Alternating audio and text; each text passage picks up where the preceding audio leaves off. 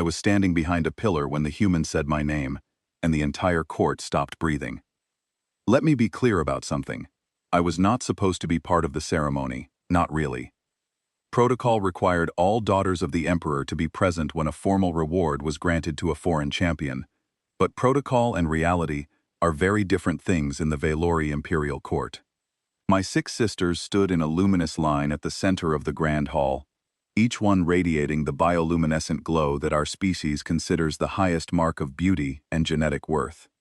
Their skin pulsed with soft light in shades of sapphire, violet, and molten gold. They looked like living gemstones set against the dark marble of the throne room. I stood at the far end, half hidden by the carved obsidian column, my skin the flat gray of unpolished stone. No glow, no shimmer, no light at all. The court had a name for me. They called me the Quiet Spare, the daughter who existed only because biology occasionally misfires, even in royal bloodlines. The human soldier stood at the base of my father's throne, and he did not look like a man who had single-handedly broken a military siege 6 days ago.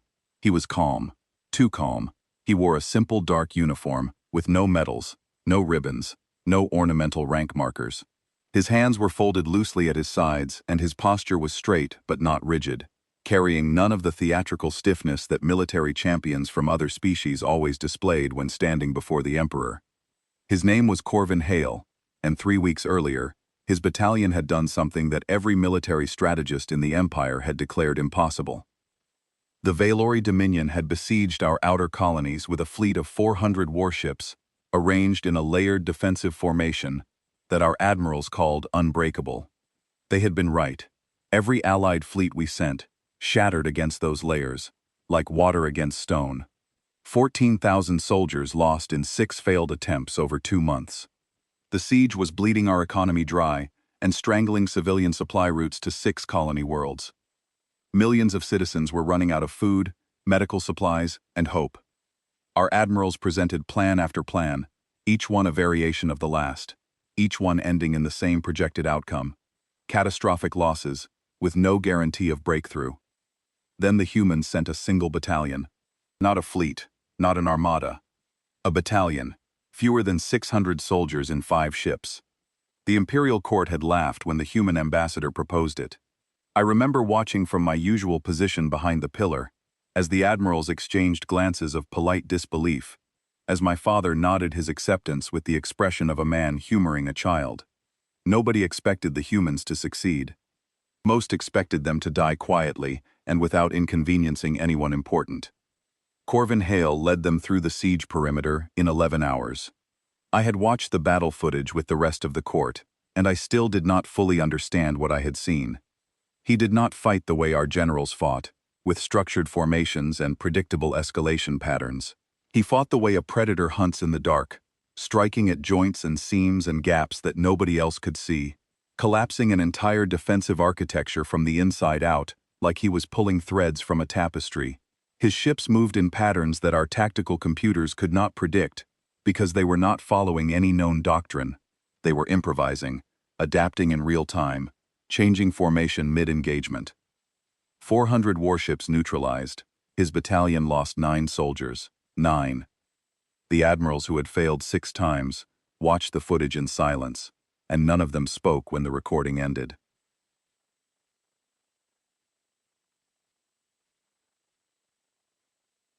I watched their faces from behind my pillar and saw something I had never seen on a Valori military officer before. Not anger, not envy, fear.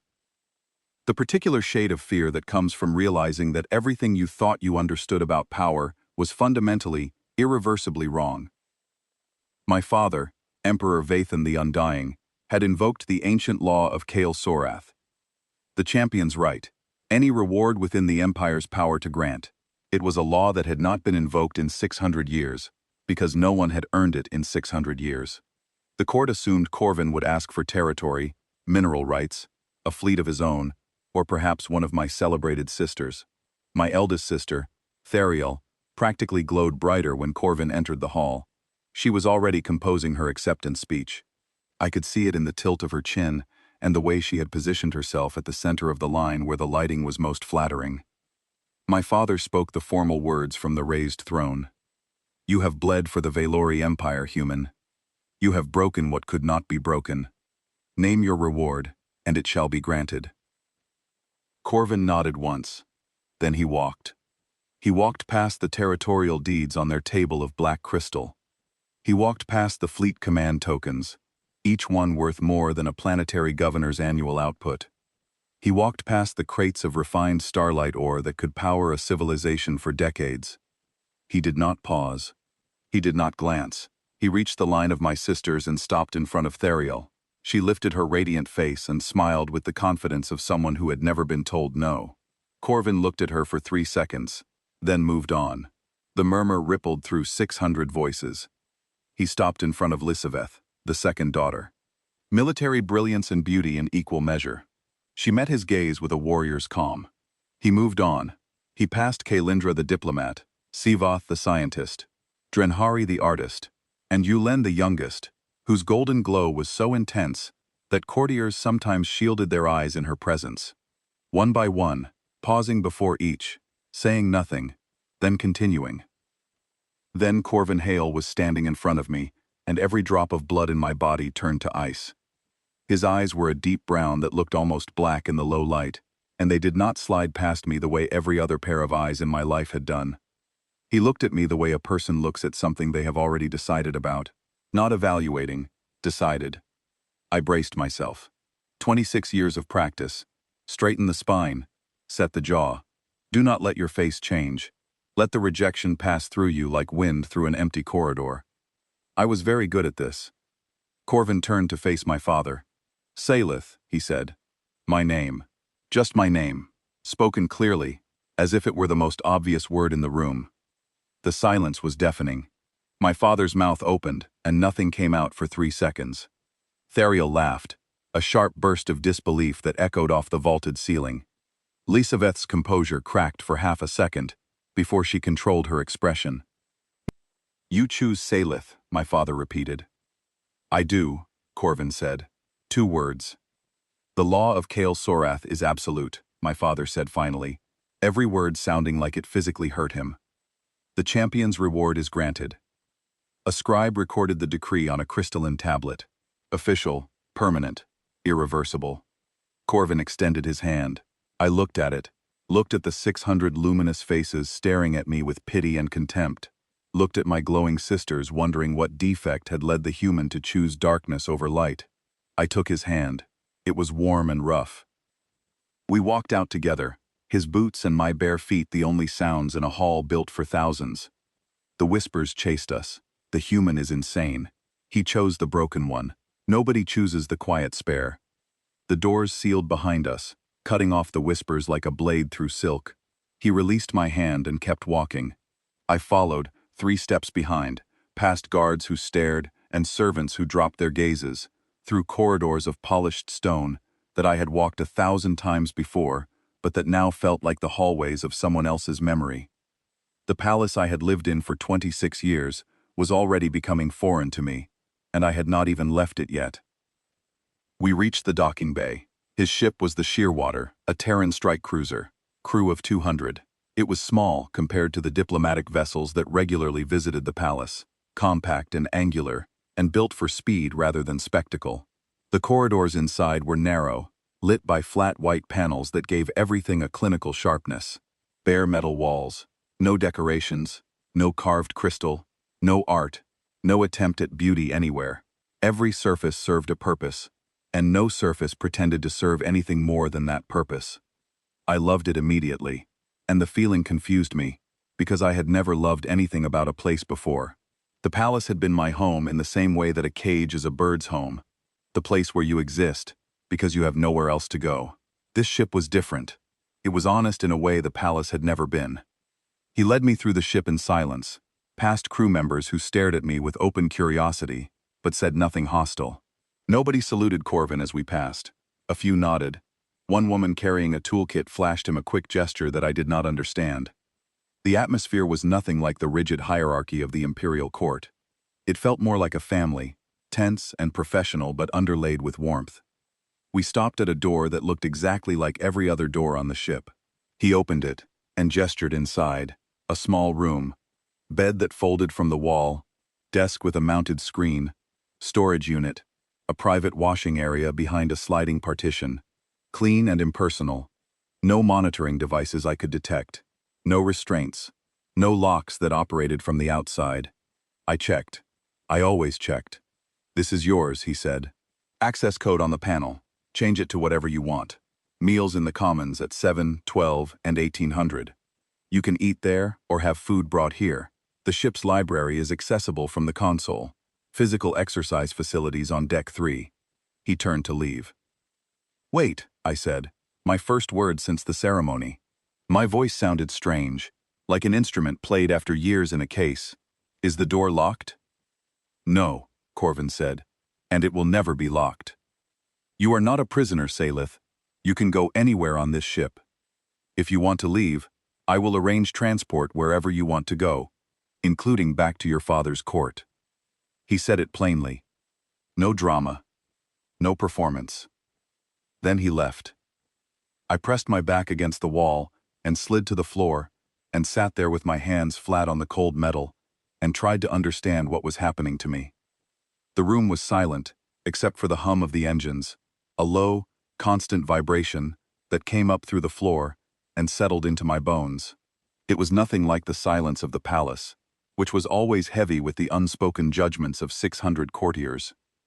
This silence was neutral. It did not evaluate me. It did not measure me against my sisters and find me lacking. It simply existed, the way air exists, without opinion. I did not sleep that night. I sat on the bed with my knees pulled to my chest and listened to the ship's engines and waited for something terrible to happen. When the lights dimmed automatically to simulate nighttime, I flinched. When the ventilation system cycled and changed the air pressure slightly, I tensed.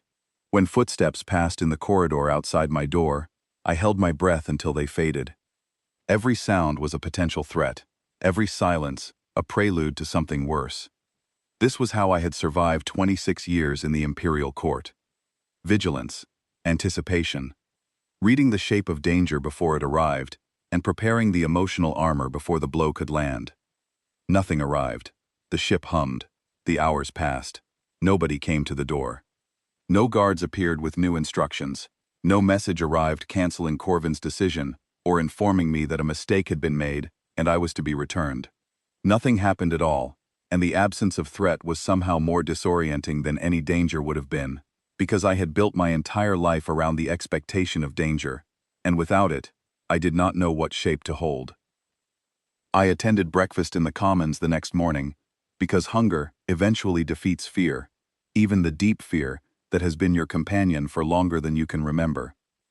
The room was large enough for 50 people, and half full with crew members, eating from metal trays, and talking in the rapid, clipped patterns of people who work closely together and have long since abandoned formality. They noticed me. Of course they noticed me.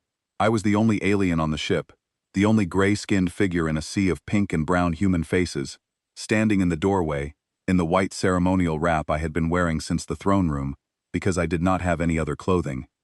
But nobody approached me with hostility. A few nodded. One or two looked curious, but returned to their meals without staring. A woman with short red hair and a scar across her jaw actually smiled and gestured to an empty seat beside her, with a warmth that seemed entirely genuine and cost her nothing. I sat down. She introduced herself as Lucy Greer, the ship's chief engineer. She had strong hands and a direct manner of speaking that reminded me of the craft workers in my father's palace, who maintained the crystalline infrastructure.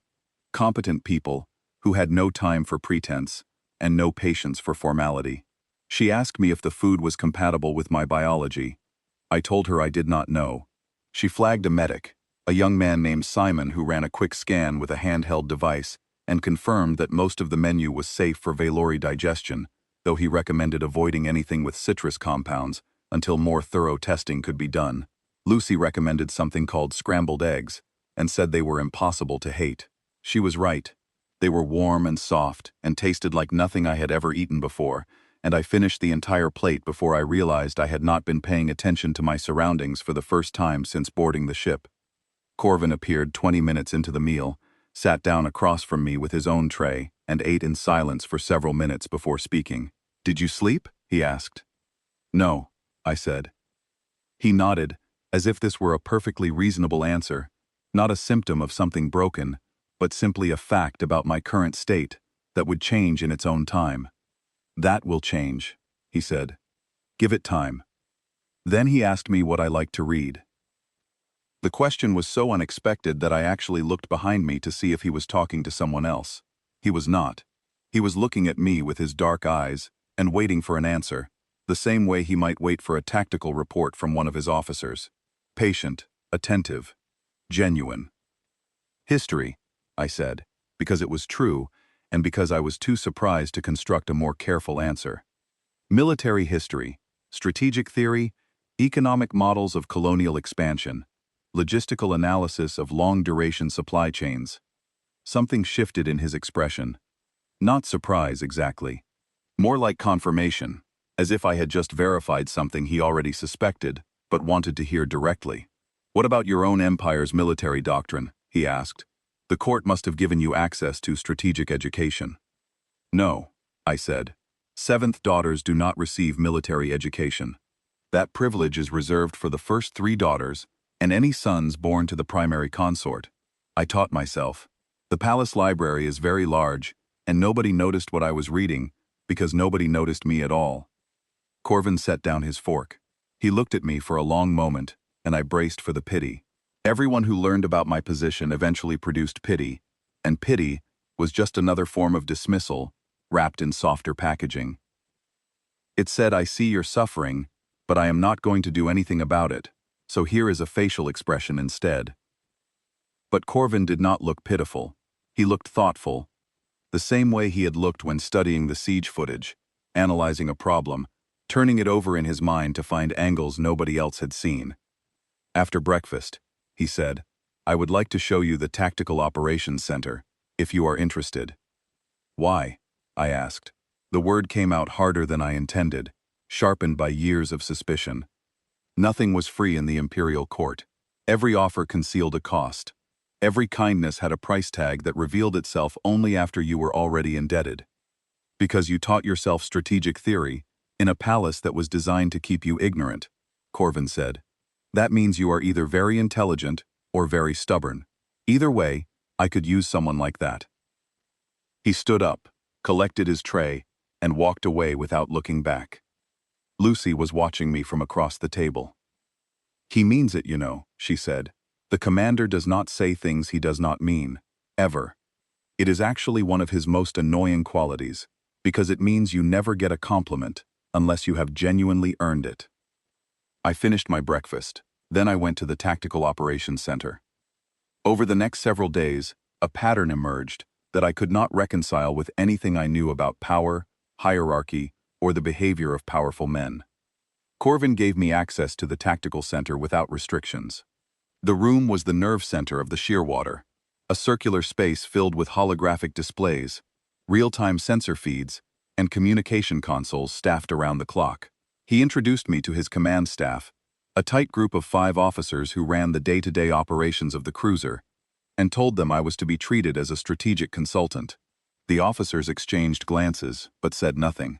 Corvin's word was not something his people questioned, not because they feared him, but because they trusted his judgment with an absoluteness I had never seen in any organization.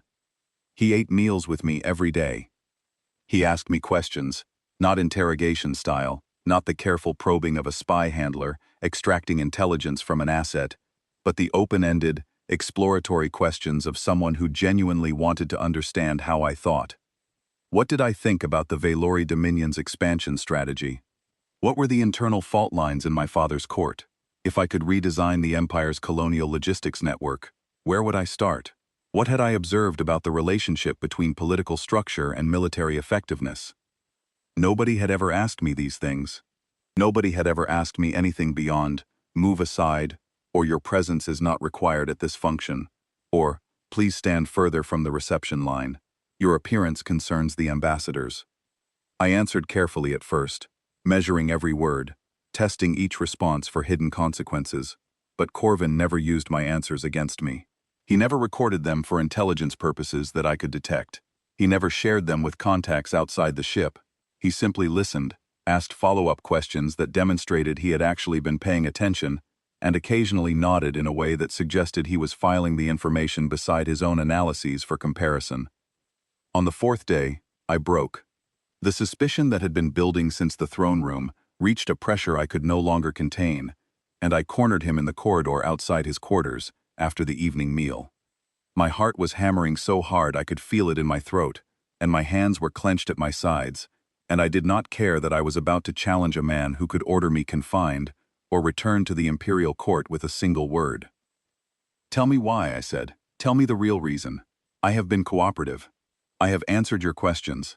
I have not attempted to contact my father's court or pass information to anyone. I have eaten your scrambled eggs and visited your tactical center and been polite to your crew. I have earned at least this much. Tell me why you chose me." Corvin leaned against the corridor wall and crossed his arms. He did not look offended or surprised. He looked like a man who had been expecting this conversation and had simply been waiting for it to arrive on its own schedule. "Before the ceremony," he said, "I read every intelligence file my people had on the imperial family. 3 weeks of research. Your sisters are impressive. Therial controls 3 trade guilds and has political alliances with 14 noble houses. She has brokered more backroom deals than most professional diplomats manage in a career. Lisaveth commands a personal guard of 800 soldiers and has operational combat experience in 4 campaigns. Kaelindra speaks 9 languages and has brokered treaties between species that had been at war for centuries.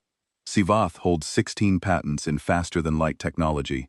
Drenhari's art installations have been used as diplomatic gifts between galactic powers.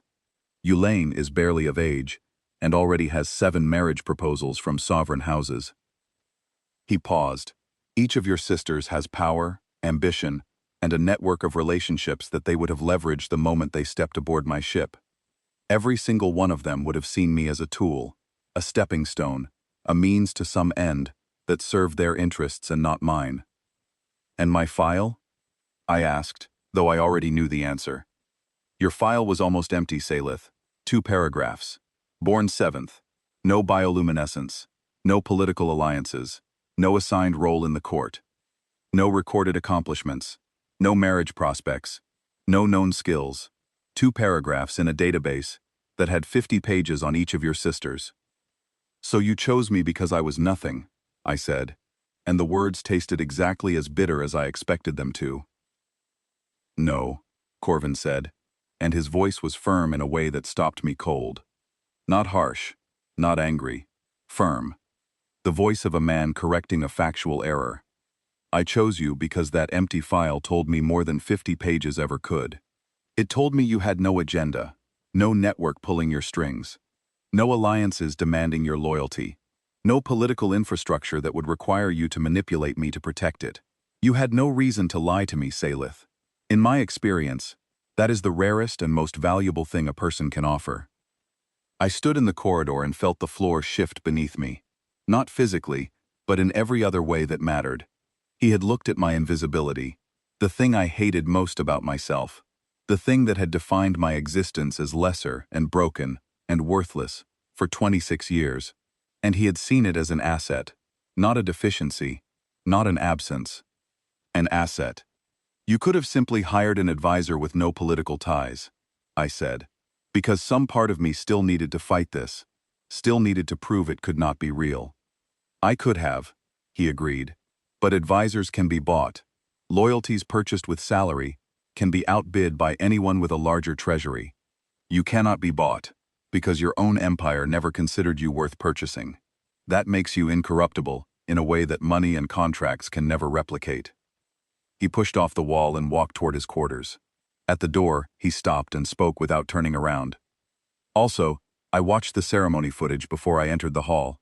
When your sisters were presented, each one adjusted her posture when the lights hit her, angling herself for maximum visual impact, performing.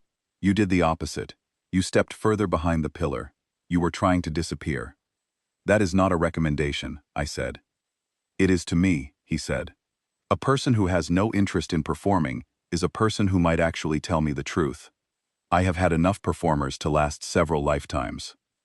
He went inside and closed the door, and I stood in the corridor for a very long time afterward, listening to the hum of the engines and feeling the weight of his words settle into places inside me that had been empty for a very long time. That night, for the first time since arriving on the ship, I slept.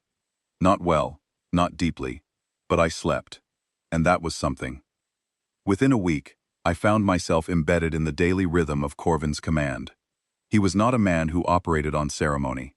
Morning briefings lasted exactly 20 minutes. Status reports were delivered standing up. Decisions were made quickly, explained clearly, and never revisited unless new information demanded it. Disagreement was not only tolerated, but expected. His officers argued with him openly, challenged his assumptions, and pushed back on orders they thought were flawed, and Corvin listened to every objection with the same attentive patience he showed me. The contrast with my father's court, where a single trade negotiation could consume 6 months of circular deliberation, and where disagreeing with the emperor was a career-ending offense, was staggering. And then something happened that changed everything between us. It was a small moment, the kind that nobody else on the ship would remember a week later, but it altered the course of my life as decisively as the moment Corvin said my name in the throne room. I was standing in the Tactical Operations Center, observing a logistics review on the main display. Corvin's supply officer, a tall man named Daniel Marsh, with a neatly trimmed beard, and the perpetually tired expression of someone who spent his days wrestling with numbers that never cooperated, was presenting a resupply route for the cruiser's forward deployment. The route passed through 3 waypoints and required coordination with a civilian transport hub at a junction called Cathara Station. I watched the holographic map rotate slowly, the blue line of the proposed route tracing its path through the sector, and I felt something click in my mind. The same instinct that had driven me to spend 11 years reading strategic theory alone in a palace library. A pattern, an inefficiency, a gap between what was being done and what could be done. That route adds 11 hours of transit time, I said. Everyone in the room turned to look at me. I had not spoken during an operational briefing before. I had attended them silently, standing near the back wall, observing, learning, cataloging how humans organized their command structures and made decisions under pressure. This was the first time I had opened my mouth in a professional setting aboard the Shearwater, and the words fell into the room with a weight that surprised even me. If you shift the second waypoint to the Cathara Junction and time the transport hub arrival to coincide with the station's low traffic window between cycles 3 and 4, you eliminate the queuing delay entirely. That cuts 2 full days of transit and reduces fuel expenditure by roughly 8%. Daniel Marsh stared at me. Then he looked at the map. Then he looked back at me, with an expression that suggested he was trying to determine whether I was joking or whether the universe had simply decided to rearrange itself without consulting him. "Show me," Corvin said quietly, from his position near the command console. I stepped to the display, my bare feet silent on the metal floor, and adjusted the waypoint coordinates with the touch interface. The revised route appeared in green, alongside the original in red. The math was obvious once you saw it, the way a solution is obvious once someone shows you where the final piece goes. 2 days of transit eliminated, fuel costs reduced, arrival synchronized with a traffic window that cut docking fees to a fraction of the standard rate. Total cost savings across a single resupply run, significant enough to fund an additional patrol sweep of the sector's contested zones. Daniel Marsh sat down heavily in his chair. "I have been running supply logistics for 14 years, he said. "How did you see that?" "I spent 11 years reading economic models of colonial expansion," I said. "Supply routes are just trade routes with a different cargo. The principles are identical. Minimize transit variance, synchronize with existing infrastructure cycles, and never route through a bottleneck when a parallel pathway exists." The room was silent for 3 seconds. Corvin looked at me with an expression I had never seen directed at me before, from anyone, in any context, at any point in my 26 years of life. It was respect. Not the ceremonial respect that courtiers displayed toward the imperial family. Not the polite acknowledgement of status or rank. Real respect, the kind that is earned by demonstrating competence that someone else recognizes because they know enough to judge it accurately. "From now on," Corvin said to his command staff. Salith reviews all logistics and strategic planning before finalization. Nothing goes operational without her assessment. Nobody argued. Daniel Marsh nodded. Helen Cross, the tactical officer, a sharp woman with close-cropped dark hair and the fastest analytical mind I had ever encountered, looked at me with a new kind of attention. Not curiosity about the alien. Professional interest in a colleague. That evening, I received a message from the Imperial Court. My eldest sister Theriel, using a private diplomatic channel she was not technically authorized to access, sent 3 sentences. What game is the human playing? What does he want from you? Report immediately. I read the message twice. I thought about the 11 years I had spent invisible in my father's palace, the thousands of meals I had eaten alone in a small room, adjacent to the kitchens, because the formal dining hall was reserved for daughters who glowed. I thought about the ceremonies I had attended as a formality, standing behind pillars, watching my sisters collect praise and attention and love like gravity collects starlight.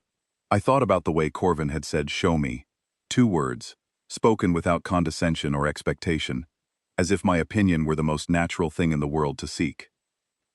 I did not reply to Theriel. I closed the message, walked to the Tactical Operations Center, and sat down at the console Corvin had assigned to me.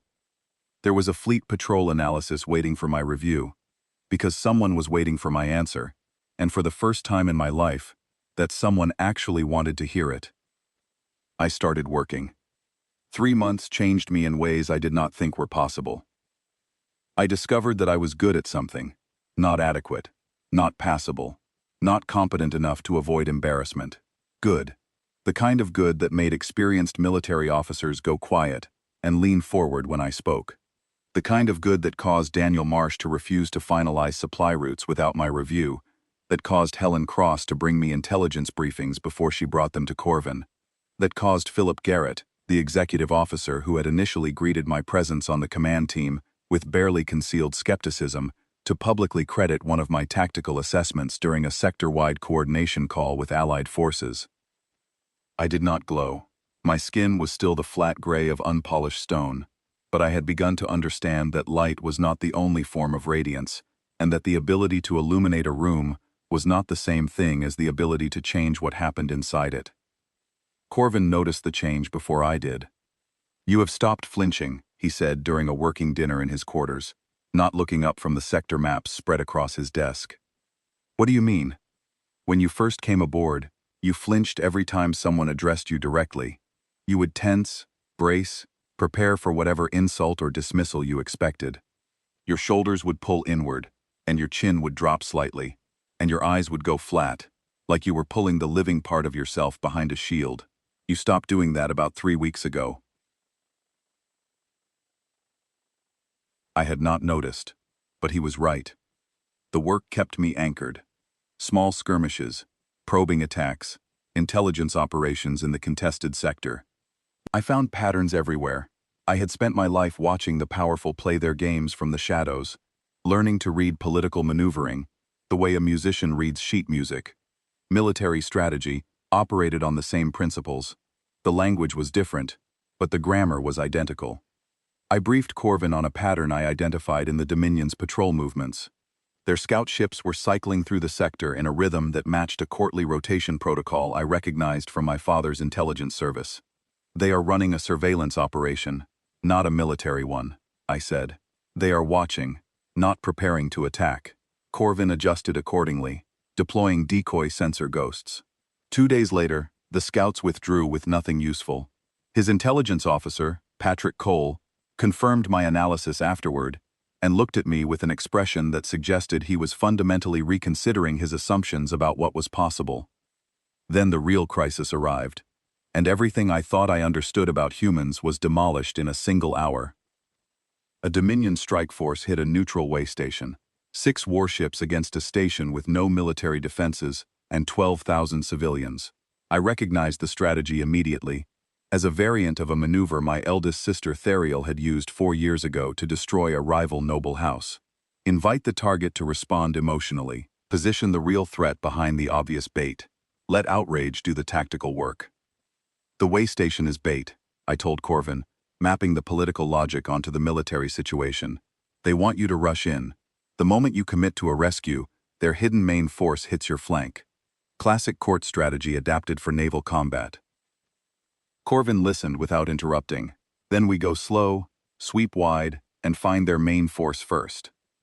He restructured his approach based on my analysis. The Shearwater, with 2 escort frigates called the Callaway and the Hargrove, arced around the engagement zone using passive sensors. We found the Dominion's main force exactly where I had predicted. 12 heavy warships hiding behind a sensor-blocking asteroid field, weapons charged, formation optimized for a flanking strike. They were waiting for Corvin to take the bait. Corvin engaged the hidden fleet first, from an angle they had not anticipated. The battle was intense but swift. His ships moved with the same fluid, improvised coordination I had seen in the siege footage, each vessel anticipating the other's movements without explicit orders. The hidden fleet scattered in 40 minutes. But the way station was still under attack, and during the battle, 1 escort frigate had taken heavy damage. Hull breach in the lower decks.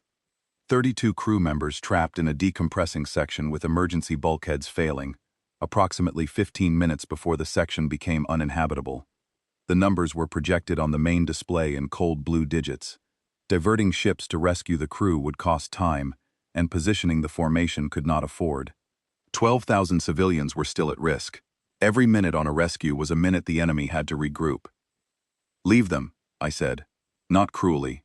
The way the Imperial Court had taught me to calculate value. 32 lives against strategic positioning, against 12,000 civilians. The mathematics were simple. Corvin looked at me.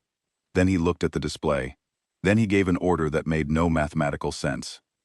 Divert the Hargrove and the reserve escort to the breach zone. Full rescue operation. Get those people out. Every single one. Philip Garrett did not hesitate. He relayed the order instantly, and 2 ships peeled off from the formation. "You are losing your tactical advantage," I said. "The math does not support this." "The math is not the point," Corvin said, and his voice was quiet, but carried a weight that silenced the entire room. "The people are the point. If I sacrifice 32 lives to hold a formation, I have just told every person under my command that they are expendable. That their survival is conditional on being convenient. And expendable people do not fight for you, Salith. They run from you. They hesitate at the critical moment, because they know, in the place where it matters most, that their commander would let them die if the numbers came out right." The rescue teams reached the frigate in 11 minutes. They breached failing bulkheads in pressurized suits, dragged injured shipmates through corridors that were actively collapsing, and pulled every single trapped crew member out alive. Every one. 32 people saved. And the formation held. The remaining ships compensated, covered the gaps, and neutralized the 6 Dominion warships at the way station within the hour. 12,000 civilians secured. Total human casualties for the entire operation, 0. I stood in the tactical center afterward, and stared at the status board, and felt something fundamental break inside me. Not painfully. More like a wall I had not known existed, suddenly crumbling, letting light into a room that had been dark for 26 years. Expendable people do not fight for you. They run from you. My father had treated me as expendable my entire life. And what had I done? I had hidden behind pillars. I had flinched at direct attention. I had expected rejection so completely that I had learned to forgive it before it arrived. I had run, not physically, but in every way that mattered. Corvin had done the opposite. He had said, "You matter enough to risk everything for." And because his crew believed it, they fought harder, moved faster, performed better than any force I had ever seen. That certainty transformed ordinary people into something extraordinary. This was why humans won wars that should have been unwinnable. That evening, my father contacted me directly for the first time. The Emperor's face appeared on my screen, radiating cold blue bioluminescence. "Daughter," he said. Never my name. Always daughter. As if the word were a category, rather than a relationship. "I require information regarding Corvin Hale's fleet strength, patrol patterns, and operational protocols. You are uniquely positioned to provide this intelligence." There it was. The real reason he had not objected to Corvin's choice. He had calculated, that even the useless daughter could serve as a spy. That information is classified, I said. Your loyalty is not optional. My loyalty is exactly where it should be, with the people who treat me as a person rather than a tool. I ended the call. My hand was shaking, but not from fear, from something hot and unfamiliar that pulsed in my chest like a second heartbeat. I had just refused the Emperor, the being whose word was law across 47 star systems, and the sky had not fallen. I found Corvin on the observation deck late that night, a narrow room with a long transparent wall looking out at the stars. He was watching a distant nebula smear itself across the darkness in streaks of rose and amber. I spoke with my father, I said. I know. The communications officer flagged it.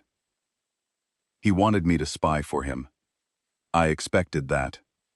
I refused. He turned to look at me. Are you all right? The question nearly broke me. Are you all right? Not what did he want, not how can we use this, just are you all right, as if my emotional state mattered more than any intelligence I could provide. I am realizing something, I said. Being ignored by my family was not the cruelest thing they did to me. The cruelest thing was that they made me believe I deserved it. They constructed an entire world around me in which my invisibility was natural, logical, justified. Corvin did not offer pity. He did not offer hollow comfort. He said, "You did not deserve it, and you do not have to go back." I did not cry. I had trained myself not to cry decades ago, but I nodded, and that nod carried the weight of 26 years of silence, and Corvin understood, because he did not say anything else. He turned back to the stars and stood beside me, and for the first time in my life, silence felt like companionship instead of isolation. 6 months after the reward ceremony, the galaxy decided it was not finished testing us.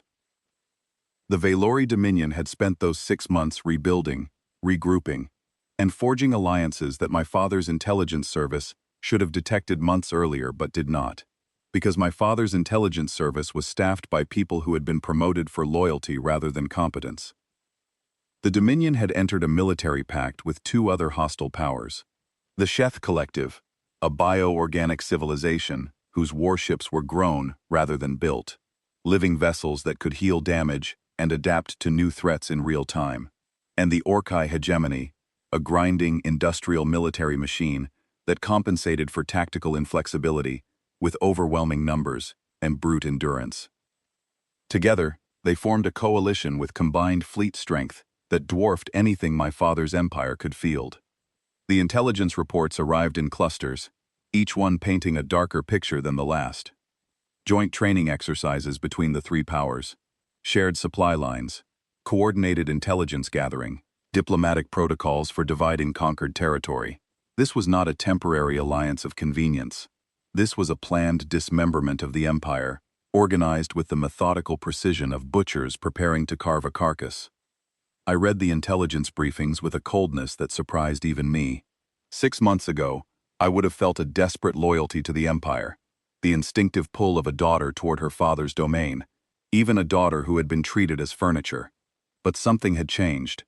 I still cared about the billions of civilians living within the empire's borders, the families and workers and children who had no say in my father's politics. But I no longer confused the empire with my family, and I no longer confused my family with people who loved me. The Emperor's response to the coalition threat came in the form of a formal message addressed not to Corvin, but to me. I read it in my quarters with the door closed, sitting at the desk where I now spent most of my working hours, and each sentence landed like a physical blow. The message was an order, wrapped in diplomatic language, softened with ceremonial phrasing, cushioned with references to duty and heritage, but an order nonetheless. My father commanded me to return to the imperial court immediately and enter into a marriage alliance with Sub-Commander Vorish of the Valori Dominion, the coalition's junior partner. The marriage would serve as a political gesture, a token of conciliation, designed to weaken the coalition by pulling the Dominion away from its allies. My body in exchange for a ceasefire, my life in exchange for a diplomatic advantage that might last a year, before the coalition reformed around its remaining 2 partners. I was the sacrifice. Again. Always. The expendable daughter, the one they traded because losing her cost nothing. The quiet spare, finally useful. Not for her mind or her strategic brilliance, or the abilities that had saved a way station and identified an ambush fleet, but for her willingness to disappear into someone else's life so that her family could buy time they had no idea how to use. I sat with the message for an hour, then I brought it to Corvin. He read it at his desk, his dark eyes moving across the text with the same careful attention he gave to tactical briefings. When he finished, his jaw tightened. That small movement I had learned to read over 6 months. Controlled anger, compressed like fuel in a reactor, burning hot beneath a surface of absolute calm. "Do you want to go?" he asked. "No," I said. "Then you do not go. My father will not accept refusal. He will view it as defiance and respond accordingly." Corvin leaned back in his chair. "Your father offered me any reward in his power to grant. He gave you to me." Those were his words, spoken publicly, recorded in the crystalline archives, witnessed by 600 members of his court. "The law of Kael Sorath is absolute." He said so himself. "Delegation of imperial property, which is how the law classifies the champion's reward, transfers all rights of disposition to the recipient. Your father's authority over you ended the moment I said your name in that hall. He cannot recall a gift that has already been legally bestowed." I stared at him. "You researched Valori succession law." "I researched it before the ceremony. Thoroughly. I do not make moves without understanding the legal terrain. I needed to know, before I said your name, that saying it would create a binding transfer your father could not reverse." The realization washed over me in waves. Every step, from the moment he entered the throne room, had been deliberate. Not the calculation of a man exploiting a situation, but the calculation of a man building a fortress around a decision he intended to defend against anything. "My father will send an envoy," I said. "He will escalate. Let him. I have been waiting for this." The envoy arrived 4 days later. A Valori diplomatic cruiser, 3 times the size of the Shearwater, dropped out of faster-than-light travel and requested permission to dock. Corvin granted it without hesitation. The envoy was a senior court official named Vathos, a towering figure with deep violet bioluminescence and the rigid bearing of someone who had spent his entire career channeling the Emperor's will without ever developing one of his own. He came aboard with an honor guard of 12 soldiers in ceremonial armor, their weapons polished to a decorative shine that told me they had never been used in actual combat. Corvin received him in the Tactical Operations Center, not the guest reception room, the Tactical Center, surrounded by active displays showing real-time fleet positions, weapon status, and sensor data. The room itself was a statement. I was seated at the conference table when Vathos entered, not behind Corvin. Not standing in a corner. Seated in the chair designated for the senior strategic consultant, with operational displays active on the screens around me. Corvin sat to my left, Helen Cross to my right, Daniel Marsh, Philip Garrett, and Lucy Greer filled the remaining seats. The full command council of the Shearwater, and I was part of it. Vathos looked at me, and I watched his luminous face cycle through confusion, irritation, and the first flickering recognition that this situation was not what he had been briefed to expect. "The Emperor requires the return of the 7th daughter," Vathos said, addressing Corvin and looking through me as if I were made of glass. "A marriage alliance with Sub-Commander Vorsh is essential to the stability of the Empire's eastern border. The 7th daughter's compliance is not optional." "Salith is not available for redistribution," Corvin said. His voice was level, almost conversational, as if he were discussing a minor scheduling conflict rather than defying an emperor who commanded the largest military force in the quadrant. "The Emperor's authority supersedes your claim," Vathos said, and there was a practiced warning in his tone, the diplomatic edge of someone accustomed to having his warnings produce immediate compliance. "No," Corvin said, "it does not. The law of Kael Sorath transferred all dispositional rights to me upon the Emperor's public declaration. This transfer was confirmed before the full court, recorded in the crystalline archives, and ratified by the imperial scribes.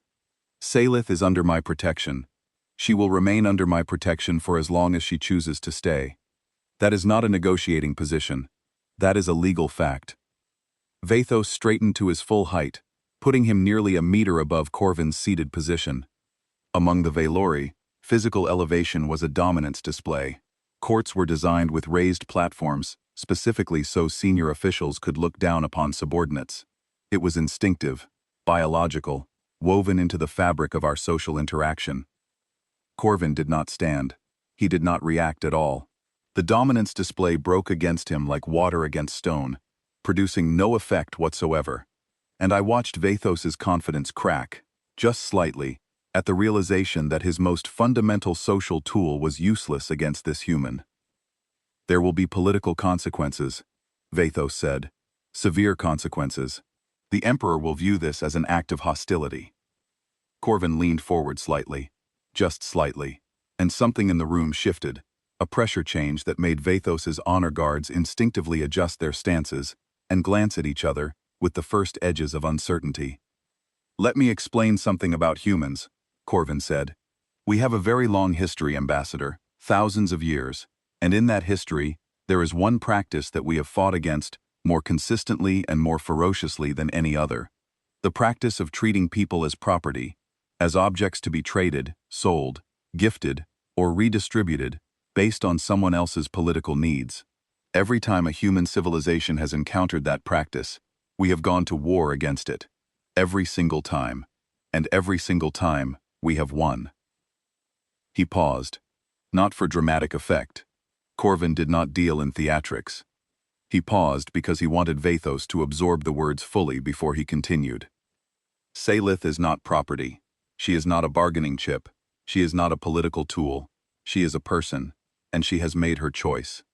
I suggest you relay that to the Emperor, along with the relevant history I have just described, before anyone in his court makes the mistake of thinking that a threat will change the outcome of this conversation. Vathos stood motionless for several seconds. I could see the calculations running behind his luminous eyes, the rapid political arithmetic that everyone in my father's court performed constantly. He was measuring Corvin against every other foreign leader he had dealt with, and finding that none of his usual frameworks applied. This human did not respond to dominance displays, did not negotiate from a position he was willing to abandon, and did not treat his stated principles as opening offers subject to modification. I will relay your position, Vathos said finally, his voice stripped of its diplomatic warmth. He turned and left without another word. His honor guards followed, their ceremonial armor clinking softly in the silence. The room was quiet after he departed. Helen Cross exhaled slowly. Daniel Marsh rubbed the bridge of his nose. Philip Garrett cracked his knuckles. Lucy Greer muttered something under her breath that made Philip smile despite the tension. I sat in my chair and felt something I had never felt before. Something deeper than gratitude or relief. No one had ever simply refused to let me be used. Not negotiated my value upward. Not traded me for something better. Corvin had simply said no. She is a person, and she has made her choice. As if personhood itself, independent of beauty or power or political utility, were sufficient grounds to defy an emperor.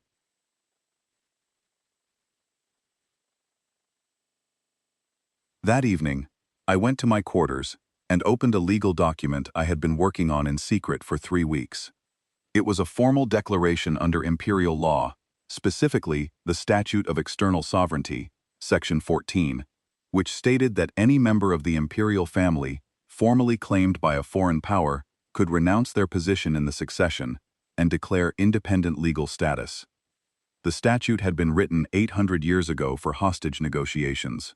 Nobody had ever invoked it voluntarily, because renouncing your place in the imperial family meant renouncing everything.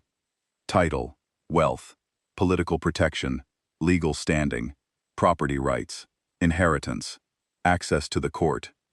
It meant becoming nobody. The irony was not lost on me. I was already nobody. The declaration would simply make it official.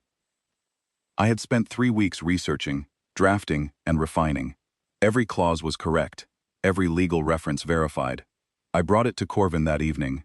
He read it carefully, the way he read everything. When he finished, he set the document down and looked at me. "Is this what you want?" he asked. "Or is this what you think I want?" The question stopped me. For 26 years, I had shaped my entire existence around other people's expectations. Was this declaration my choice, or just another form of adaptation? Was I freeing myself, or simply orbiting a different gravity? I thought about it, really thought about it. And the answer came from the version of myself who had spent 11 years secretly reading military strategy in a palace library. That version had not been adapting to anyone. She had been building something in the dark, alone, without permission, without encouragement, without any reason to continue, except that it mattered to her. "It is the first thing I have ever wanted for myself," I said.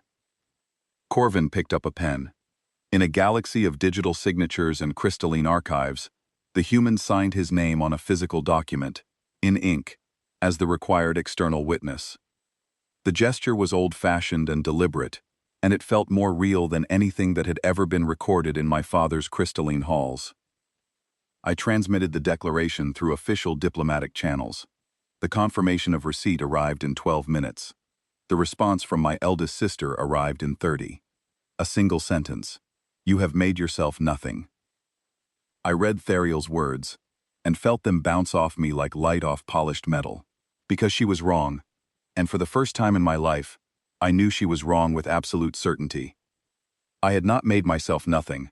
I had made myself free, and freedom looked exactly like nothing to people who could not imagine life outside a cage, because the cage was the only structure they understood, and anything beyond its bars was simply empty space where value could not exist. I closed the message and did not respond. There was nothing to say to a person who confused freedom with emptiness, because that confusion was the cage they lived in, and I had just walked out of mine. The coalition struck 3 weeks later, and it struck everywhere at once. 3 simultaneous offensives hit the Empire's border systems in a coordinated assault that demonstrated a level of strategic planning and interspecies communication that our intelligence had completely failed to predict. The Valori Dominion hit the eastern border with a fleet of 200 warships in a sweeping assault that overwhelmed 3 defensive installations in the first 2 hours. The Sheth Collective punched through the northern perimeter with bioorganic attack vessels that adapted in real time to every countermeasure the Imperial fleet deployed, shifting their hull configurations, rerouting damaged systems through biological pathways, and learning from each engagement to become harder to fight in the next one. The Orkai hegemony drove into the southern colonies with a grinding, relentless advance that consumed everything in its path, taking systems not through tactical brilliance, but through sheer unstoppable mass, wave after wave of industrial warships that cared nothing for losses as long as they gained ground. My father's military was overwhelmed within hours. The Imperial fleet, designed for singular engagements and ceremonial shows of force, could not handle a 3-front war. The command structure, built on hierarchy rather than flexibility, could not adapt quickly enough to respond to simultaneous crises on different axes. Border stations fell. Colony worlds went dark, their communication arrays destroyed or jammed. Refugee convoys choked the interior transit lanes, millions of civilians fleeing toward systems that were themselves under threat of invasion. I monitored the situation from the Tactical Operations Center aboard the Shearwater and watched my father's empire begin to fracture in real time. The displays showed cascading failures across every metric: fleets out of position, commanders issuing contradictory orders because the chain of command was breaking down, supply lines collapsing as logistics hubs fell to enemy forces, communication networks degrading as relay stations were captured or destroyed. It was exactly the kind of systemic breakdown I had studied in my self-taught strategic education. Not a single killing blow, but the simultaneous failure of every system, each failure accelerating the others, in a cascade that no amount of individual heroism could reverse. The message from the Imperial Court arrived at 0700. It was not from my father. It was from the Imperial Military Command, co-signed by the fleet admirals, the same admirals who had failed to break the Dominion siege 6 months ago. A formal request for military intervention, not an order, a request. The distinction was significant. An order would have implied authority. A request acknowledged that they were asking for help they had no right to demand. The message was addressed to Commander Corvin Hale and strategic consultant Salith. They had used my name, not my title, not Seventh Daughter, not the Quiet Spare. My name. And they had acknowledged my role, because Corvin had made certain they knew about it, sending copies of every operational report in which my analyses appeared. Corvin read the request and looked at me. "Your call," he said. "Those are my people being attacked," I said. "The civilians, the colony workers, the families and children who have nothing to do with my father's politics. We help them." "Agreed. How?" This was the question that mattered. Corvin had the Shearwater and 4 escort ships, 5 vessels total, against over 500 coalition warships deployed across 3 fronts. Direct engagement was suicide. We needed something asymmetric, something that attacked the coalition's structure rather than its military strength. I had been preparing for this for 3 weeks. Since the moment I recognized the coalition's formation in the intelligence briefings, I had been running scenarios, testing strategies, mapping the political dynamics of the 3-power alliance onto military outcomes. I had filled 4 data tablets with notes, diagrams, and projections. I had analyzed the personal histories and psychological profiles of all 3 coalition commanders. And I had found the weak point. The coalition is held together by ego, I said, not loyalty, not shared ideology, not mutual interest. Ego. Each of the 3 commanders believes he is the dominant partner in the alliance. Each one is performing for the other 2, trying to demonstrate that his forces are the most capable, his strategy the most brilliant, his contribution the most valuable. That performance is the load-bearing structure of the entire alliance. Remove it, and everything collapses.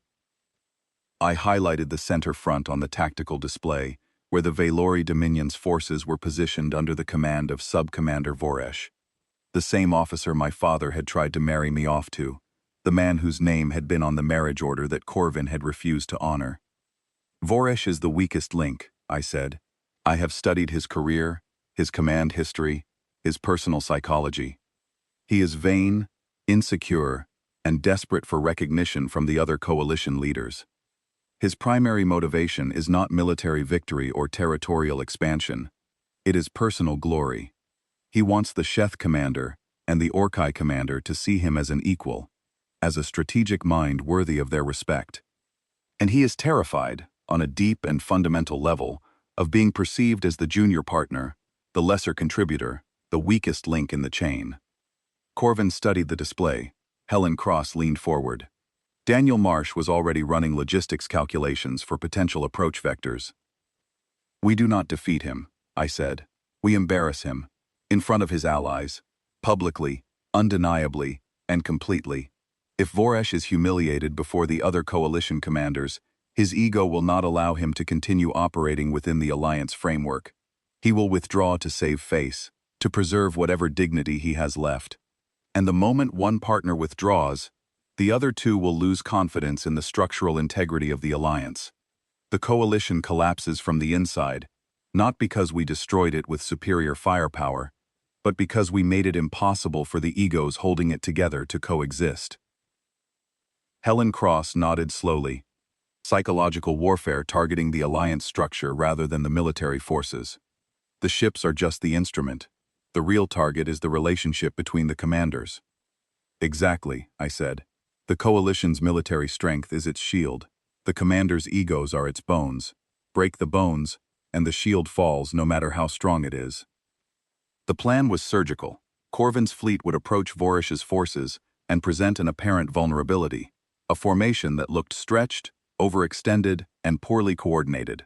5 ships pretending to be disorganized, broadcasting on standard frequencies, making basic tactical errors that any competent commander would recognize as opportunities. Voresh would see what his ego needed him to see, an opportunity to crush the famous human commander and claim the glory for himself, in full view of his coalition allies, who were monitoring his tactical feed in real time. He would press the attack aggressively, overextending his own formation to chase the retreating humans, committing more and more ships to what looked like an easy victory. Each escalation would take him further from his defensive positions, further from his supply lines, further from any possibility of support. Each escalation would look like strength to his ego and like recklessness to any objective analyst. Corvin executed the approach at dawn, ship time. His fleet dropped out of faster-than-light travel at the edge of Voresh's engagement zone, broadcasting standard military transponder codes that advertised their position. 5 ships against 60. To any observer, it looked like reckless arrogance. To Voresh, it looked like an invitation delivered on a silver platter. Voresh took the bait within 30 minutes. His fleet surged forward in a broad attack formation designed for maximum visual impact, a spreading wave of warships that covered half the tactical display, the kind of aggressive advance that looked spectacular on sensor screens. He was performing, just as I had predicted, playing to an audience of coalition allies watching his feed from their respective fronts. Corvin began the feint. His ships retreated in a controlled pattern I had designed to look like panic, but was actually as precisely choreographed as a piece of music. Sharp turns suggesting confusion, erratic speed changes, mimicking a formation losing cohesion. Distress signals broadcast on open channels that Vorshin and both other coalition commanders could hear. Every movement was calculated to feed Vorsh's ego, to make him believe he was chasing a beaten enemy, to draw him further and further from his defensive positions into the narrow corridor I had mapped between 2 dense asteroid fields. The other coalition commanders watched. They saw what Voresh wanted them to see. The famous human battalion in retreat, fleeing before Dominion might. Voresh was proving himself. Voresh was the hero of the coalition. Voresh was the commander who broke the human. Then Corvin stopped retreating. The 5 human ships pivoted simultaneously, not sequentially, not one by one, but at the exact same instant, as if controlled by a single mind. A maneuver so precise that Voresh's tactical officers barely registered it before the trap engaged. Corvin's ships had not been retreating randomly. They had been herding, drawing Voresh's fleet into a compressed corridor between the asteroid fields, eliminating his ability to maneuver, reducing his options to a single course of action, forward, into the jaws. Corvin hit them from 3 angles. The shearwater punched through the center. The escorts curved around the flanks, driving Voresh's ships inward, compressing them tighter, creating a pocket where 60 warships were crammed into a space designed for 20. Weapons targeted engines and weapons systems, with precision fire that never once aimed to kill. Corvin was not trying to destroy Voresh's fleet. He was rendering them helpless while leaving them alive and conscious to witness what came next. In 40 minutes, Voresh's entire forward fleet was encircled, disabled, and drifting. 60 warships, neutralized by 5. Not destroyed, neutralized, which was infinitely worse, because destruction could be framed as heroic sacrifice, but helplessness could not be framed as anything except failure. Pure, visible, undeniable failure, witnessed in real time by every ship in the sector. And then I delivered the final blow. Corvin opened a broadcast channel, wide spectrum, unencrypted, maximum power, audible to every ship in the sector, audible to the Sheth collective fleet on the northern front, audible to the Orkai hegemony fleet in the south, audible to every communication relay, news monitoring station, and diplomatic channel in the quadrant. I spoke. I addressed Voresh by name, by rank, and by every formal title he had accumulated through political maneuvering, rather than battlefield achievement. And then, in the precise, measured register of imperial court critique, the formal language used by Valori strategic analysts to dissect failed campaigns, I listed every tactical error he had made in the preceding hour. I did not raise my voice. I did not taunt or mock or insult. I spoke with clinical precision. I identified the moment his formation overextended, and explained why his eagerness to perform for his allies had blinded him to the compression pattern developing around him. I described the 3 separate instances where his tactical officers had flagged concerns, and he had overridden them, because slowing down would have looked like hesitation to the commanders watching his feed. I mapped how each decision to accelerate had brought him closer to the trap, not because the trap was invisible, but because his ego would not allow him to acknowledge that the humans might not actually be fleeing.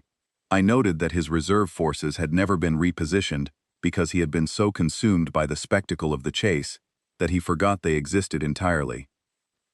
I concluded by observing, calmly and precisely, that the coalition had entrusted a critical front to a commander whose primary tactical skill was the ability to look impressive on a sensor display while making catastrophic strategic decisions.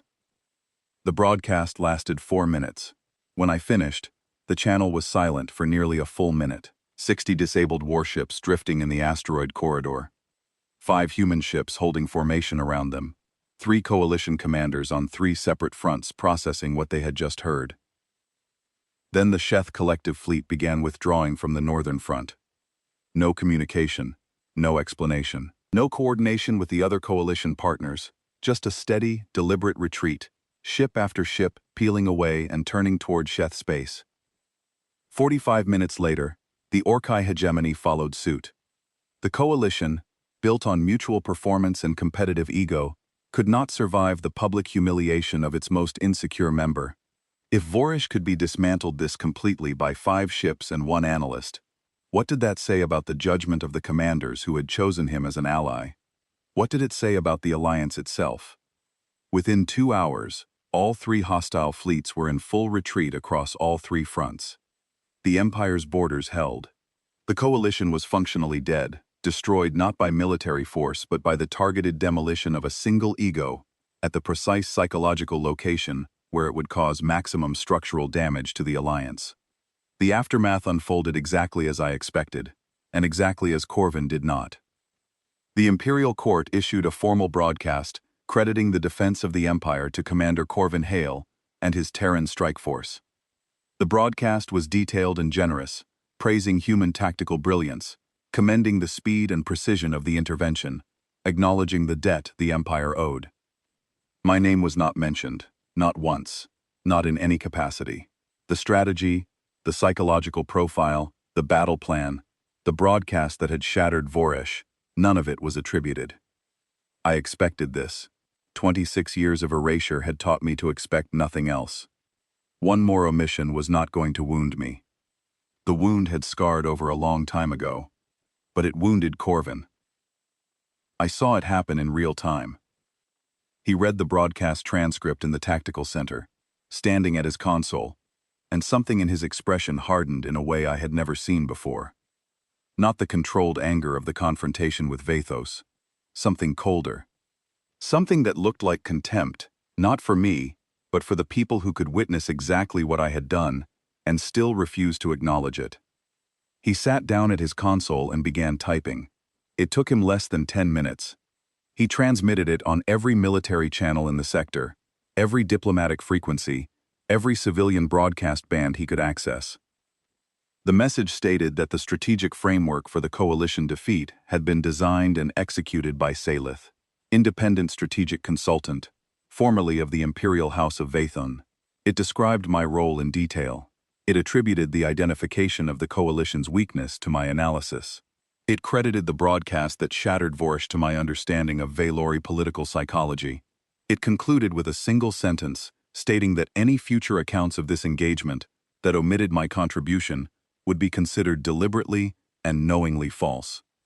He signed it with his full name, rank, and the official seal of his command. Within 6 hours, the message was the most discussed transmission in the quadrant. Within 12 hours, 3 military academies had requested copies of my tactical analysis for their archives. Within 24 hours, the Imperial Court issued a revised broadcast that included my name. I found Corvin on the observation deck that evening, the same deck, the same transparent wall, the same stars scattered across the same ancient darkness. "You did not have to do that," I said. "The transmission, the public correction." "Yes, I did," Corvin said. "My father's court will view it as a provocation." "Good." I stood beside him and felt the shape of a question that had been forming inside me for months, building slowly, gaining weight, with every day I had spent aboard this ship, with every decision Corvin made that contradicted everything I had been taught about power and people and the calculation of human worth. "That day in the reward hall," I said, "you told me you chose me because I had no reason to lie to you. You said my empty file told you I was free from agendas and alliances." "I did," Corvin said. "Was that really all?" He was quiet for a long time. The stars turned slowly beyond the transparent wall. The ship hummed its steady song. I waited with the patience I had learned from him, not the frozen endurance of the imperial court, but the active, trusting patience of someone who knows that important things take time to surface. "No," he said finally. "That was not all." He turned to face me, and his dark eyes held something I had not seen in them before. Not tactical calculation, not strategic assessment, something older than strategy and more honest than any intelligence briefing. Something that belonged not to the commander, but to the man underneath the rank and the uniform and the weight of every battle he had ever fought. "In the ceremony," he said, "I walked past your sisters, all 6, and each one looked at me with the same expression. They were calculating, measuring what I was worth to them, how they could use me, what leverage I represented, what alliances I could strengthen. Each one met my eyes, and I could see the math running behind their faces, the cost-benefit analysis, the political computation. They were brilliant. They were powerful. They were beautiful in a way that literally glowed, and every single one of them saw me as an instrument." He paused, because the next words required precision, and he was a man who did not speak imprecisely about things that mattered. "When I reached you, you were not calculating. You were bracing. You were preparing for me to walk past you the way everyone had always walked past you for your entire life. And in that moment, before I had done anything, before I had spoken a single word or made a single gesture, you had already forgiven me for the rejection you expected. You had already absorbed the pain and processed it and let it go, before it even arrived." His voice was steady, but there was a roughness beneath the surface, like smooth stone with fracture lines, visible only in certain light. "I have commanded soldiers in more battles than I can count," he said. "I have met diplomats, admirals, kings, and emperors. I have never, in my entire life, encountered a person who could forgive a wound before it was even dealt. That kind of grace, that ability to absorb anticipated pain and release it before it can take root, that is not weakness, Salith. It is not the passivity of someone who has given up. It is the rarest form of strength I have ever encountered in any species, in any civilization, in any context. And I was not going to let it go unrecognized for one more day." The observation deck was silent except for the engines and the whisper of ventilation cycling air through the ship. I stood there and felt the last of the old architecture inside me shift, the framework of self-doubt and inherited worthlessness that had been my foundation for 26 years. The belief that I was less than my sisters, that I was spare, that the absence of light on my skin meant the absence of value in my soul. The belief that I needed to glow in order to be seen, and that no one would ever choose to see me without it. It did not collapse in a dramatic, cathartic moment of transformation. Real change does not happen that way. Real change happens in quiet moments, on observation decks when someone tells you the truth about yourself, and you realize, with a calm and steady certainty that settles into your bones like warmth returning to frozen hands, that you are ready to hear it, that you have been ready for a long time, that the only thing missing was someone who cared enough to say it out loud. I looked out at the stars, the same stars I had watched through the windows of my father's palace for 26 years, alone in corridors built for thousands, invisible in halls designed to make everyone visible. They had not changed. The universe was exactly the same.